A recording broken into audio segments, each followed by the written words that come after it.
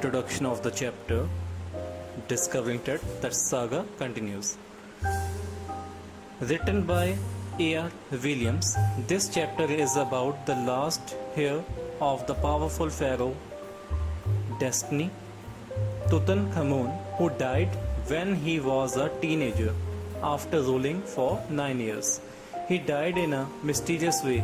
This chapter throws light over all the possible mysteries: the curse, where his tomb lies, his life and ultimately death.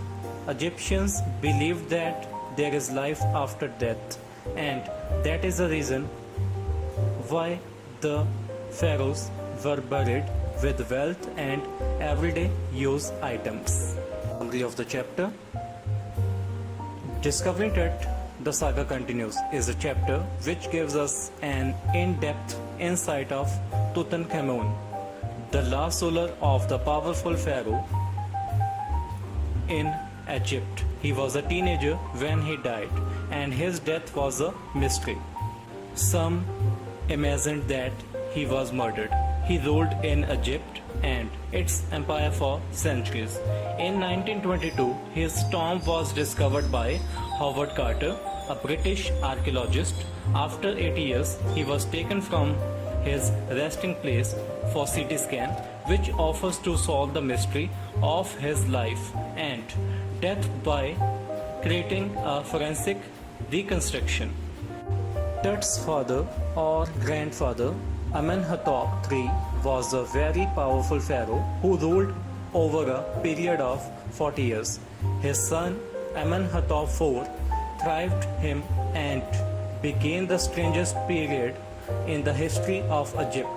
He promoted the worship of Aten, the sun disk. He changed his name to Akhenaten, meaning servant of the Athens. He also moved the religious capital from Thebes to the new city of Akhenaten called Amarna.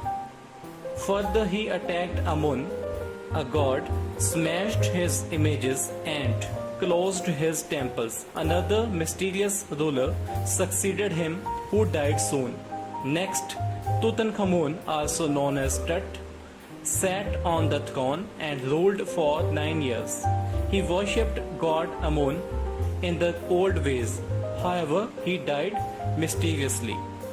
When Tut's mummified body was discovered, he was laid with lots of gold, wealth and everyday items like a bronze brazier, games, cloths, cases of food and wine. Carter discovered him after searching for many years. After researching on the treasures, he decided to investigate his 3 nested coffins. Some parts of the Tut's treasures in the tomb were already looted. His tomb was rock cut 26 feet underground, which had wall paintings. On the outer coffin, Tut's face was gilded. In the first coffin, he found the garlands of olives, lotus petals and cornflowers.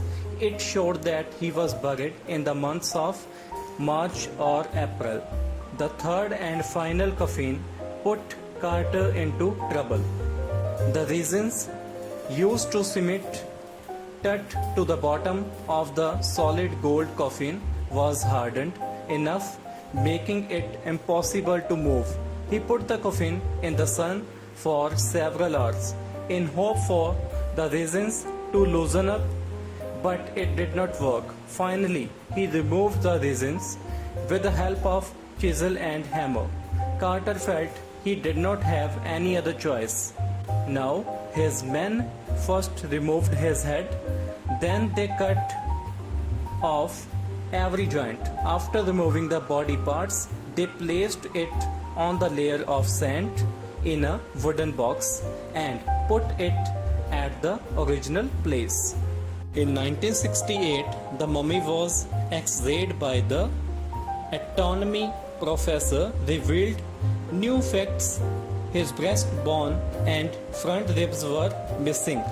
Later, on January 5, 2009, Tut was taken for CT scan which takes hundreds of X-rays and recreates a three-dimensional maze.